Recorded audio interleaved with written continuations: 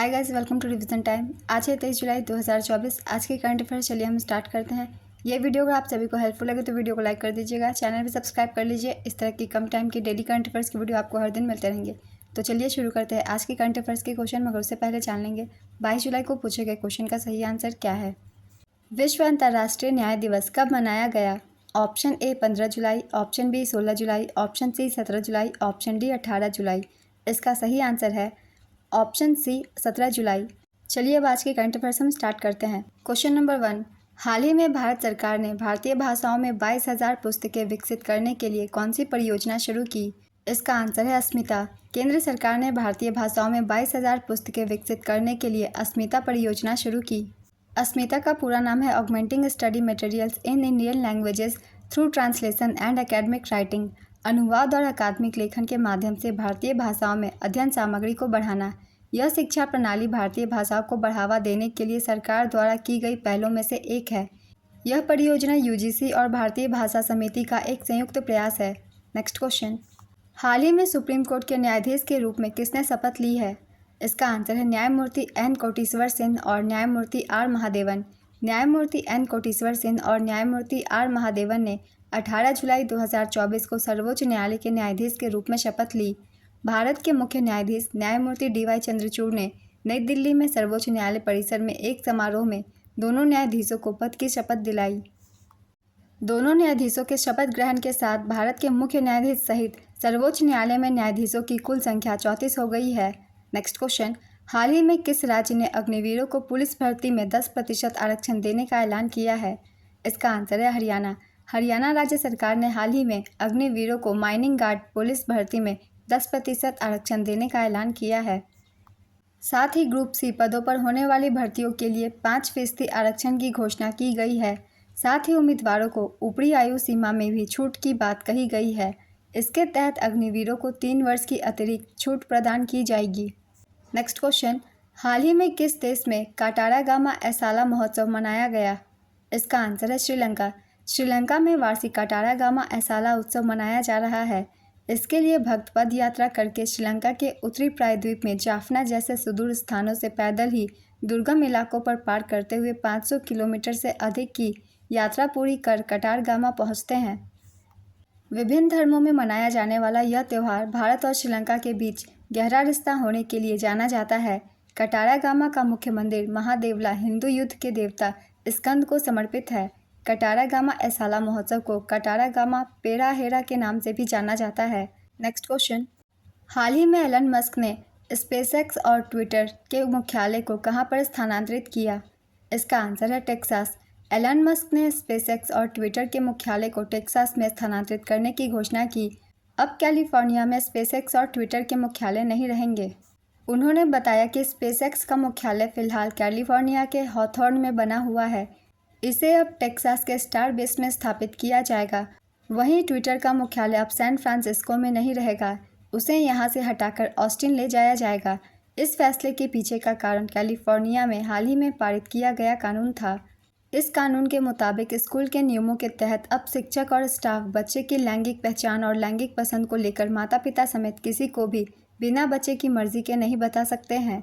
Next question, हाल ही में Belarus द्वारा कितने यूरोपीय देशों के लिए वीज़ा मुक्त नीति शुरू की गई? इसका आंसर है 35। बेलारूस ने 35 यूरोपीय देशों के लिए वीज़ा फ्री नीति शुरू की। यह नीति 19 जुलाई 2024 से 31 दिसंबर तक प्रभावी रहेगी। बिना वीज़ा के यूरोपीय संघ के सदस्य और यूनाइटेड किंगडम सहित 35 देशों के नागरिक एक बार में 30 दिनों तक बेलारूस में प्रवेश कर सकते हैं। बेलारूस की राजधानी मिन है और मुद्रा बेलारूसी रूबल। नेक्स्ट क्वेश्चन, हाल ही में अंतर्राष्ट्रीय मंडेला दिवस कब मनाया गया? इसका आंसर है 18 जुलाई। ये दिवस दक्षिण अफ्रीका के पहले लोकतांत्रिक राष्ट्रपति नेल्सन मंडेला की जयंती पर मनाया जाता है। इसकी शुरुआत 2010 से हुई थी संयुक्त राष्ट्र महासभा द्वारा। नेल्सन मंडेला का जन्म 18 जुलाई 1918 को हुआ था। उनके बचपन का नाम रोली हरा हला था। प्राथमिक शिक्षा के दौरान एक अध्यापक ने उनको नेल्सन नाम दिया, जिसके बाद वे इसी नाम से जाने गए। दुनिया भर में उनको शांति, रंगभेद के उन्मूलन एवं स्वतंत्रता के लिए पहचान मिली।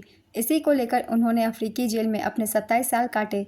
नेल्सन मंडेला को 1990 में भारत रत्न से सम्मानित किया गया था और 1993 में नोबेल शांति पुरस्कार से सम्मानित किया गया था। नेक्स्ट क्वेश्चन, जुलाई 2024 में किस राज्य सरकार ने लाडला भाई योजना लॉन्च किया? इसका आंसर है महाराष्ट्र। महाराष्ट्र के मुख्यमंत्री एकनाथ शिंदे ने लड़कियों के लिए माझी लड़की बहन योजना की घोषणा के बाद राज्य में लड़कों के लिए लाडला भाई योजना की घोषणा की। इस योजना के तहत 12वीं पास करने वाले युवाओं को 6,000 रुपये प्रति माह, डिप्लोमा करने वाले युवाओं को 8,000 रुपये प्रति माह और ग्रेजुएट युवाओं को 10,000 रुपये प्रति माह सरकार की ओर से दिए जाएंगे। जबकि मुख्यमंत्री माझी लड़की बहन योजना के तहत 21 से 60 वर्ष की आयु वर्ग की पात्र महिलाओं को 1,500 का मासिक भत्ता मिलेगा। नेक्स्ट क्वेश्चन, हाल ही में विमोचित पुस्तक Wings to Our Hopes volume 1 किनके भाषणों का संकलन है? इसका आंसर है द्रौपदी मुर्मू। हाल ही में पुस्तक Wings to Our Hopes volume 1 का विमोचन किया गया। पुस्तक में राष्ट्रपति द्रौपदी मुर्मू के कार्यकाल के पहले वर्ष के 75 महत्वपूर्ण भाषणों का संकलन किया गया है। इस पुस्तक का प्रकाशन विभाग द्वारा किया गया है। केंद्रीय कृषि मंत्री शिवराज सिंह चौहान ने सूचना एवं प्रसारण मंत्री अश्विनी वैष्णव की उपस्थिति में ई बुक का विमोचन किया। नेक्स्ट क्वेश्चन, हाल ही में दक्षिण एशिया का एपीसी प्रतिनिधि किसे नियुक्त किया गया? इसका आंसर है दीपा मलिक। दीपा मलिक को दक्षिण एशिया का एपीसी प्रतिनिधि नियुक्त किया गया। भारत की पहली महिला पैरालंपिक पदक विजेता दीपा मलिक को एशियाई पैरालंपिक समिति द्वारा दक्षिण एशिया के लिए उप क्षेत्रीय प्रतिनिधि के रूप में नियुक्त किया गया। 34वीं एपीसी कार्यकारी बोर्ड की बैठक के दौरान उनकी नियुक्ति की पुष्टि की गई, जो पैरा स्पोर्ट्स में लैंगिक विविधता और एथलीट केंद्रित नेतृत्व को बढ़ाती है।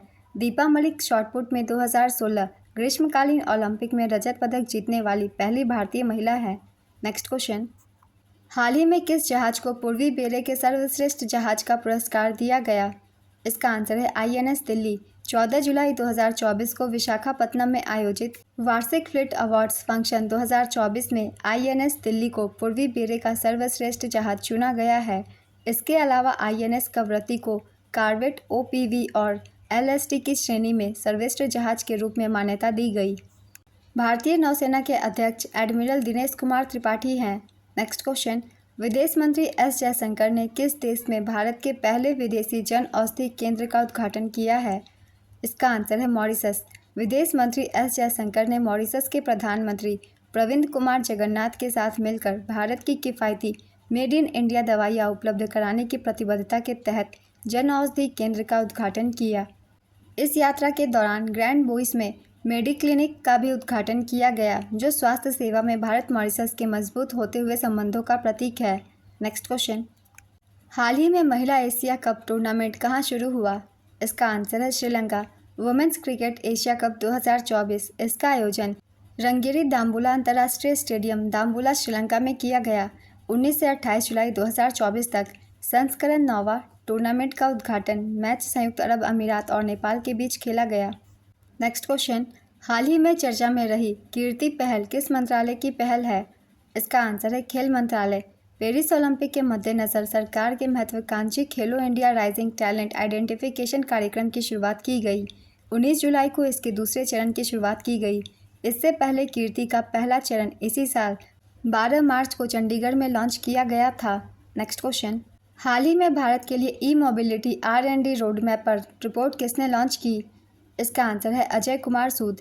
भारत सरकार के प्रधान वैज्ञानिक सलाहकार प्रोफेसर अजय कुमार सूद ने नेट जीरो लक्ष्य को प्राप्त करने के उद्देश्य से भारत के लिए ई मोबिलिटी R&D रोड मैप पर रिपोर्ट लॉन्च की। इन शोध परियोजनाओं को 4 प्रमुख क्षेत्रों में वर्गीकृत किया गया है, जैसे energy storage cells, EV assemblies, materials and recycling. आज के करंट अफेयर्स के क्वेश्चन कंप्लीट होते हैं। चलिए अब आज का क्वेश्चन देखते हैं क्या है। किस देश में कटारा गामा एसाला महोत्सव मनाया गया? Option A Nepal, option B Bhutan, option C Maldives, option D Sri Lanka. अपना आंसर गेस कीजिए या फिर कमेंट बॉक्स में दीजिए। ये करंट अफेयर्स की वीडियो अगर आप सभी को हेल्पफुल लग रही हो तो इसे लाइक कर दीजिएगा। इस तरह की कम समय की करंट अफेयर्स की वीडियो के लिए चैनल भी जरूर सब्सक्राइब कर लीजिए। फिर मिलते हैं अगली वीडियो के साथ। आप सभी को थैंक यू।